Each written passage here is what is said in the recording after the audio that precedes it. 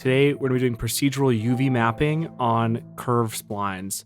This is really important for geonode workflows where you're making curves and having them deform correctly. It's really good for clean shading workflows. As you can see right now on the screen, as we move things around, it's not being deformed as you would expect to have to be done if you did generated coordinates or something else, as you can see. We're going to delete the default cube and we're going to add in a curve Bezier. This is nice because we can then tab in, go over here to the draw and just draw whatever. And it's also going to be good curves for us. So we go into geometry nodes here and we're just going to remesh this curve really quick.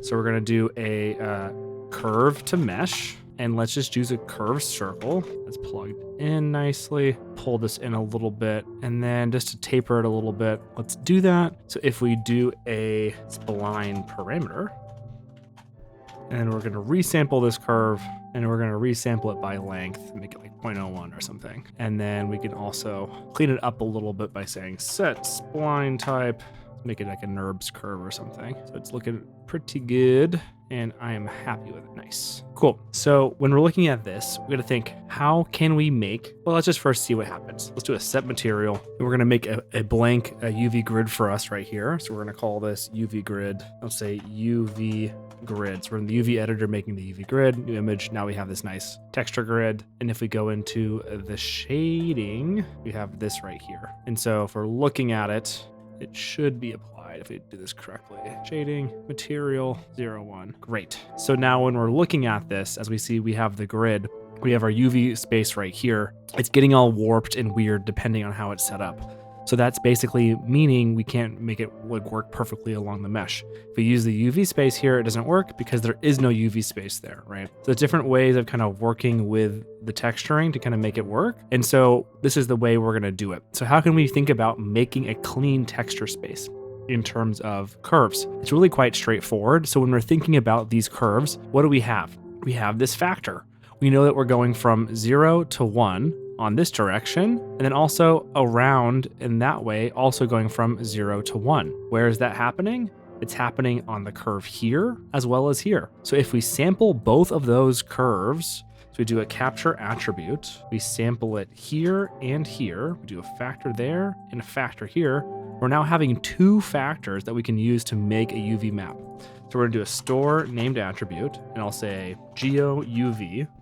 We're gonna make this a vector, and then what we're gonna put it in is using a separate XYZ, whoops, and we're going to be putting it in, combine XYZ, here we go. We're gonna be putting it in here and here. So this is the U part of it, this is the V part for the UV system. And so we know we're going, this is the round, like basically like the X and the Y of it. It's coming in, I'm gonna copy this. We're gonna go into the shading tab. I'm gonna do a store or its attribute node.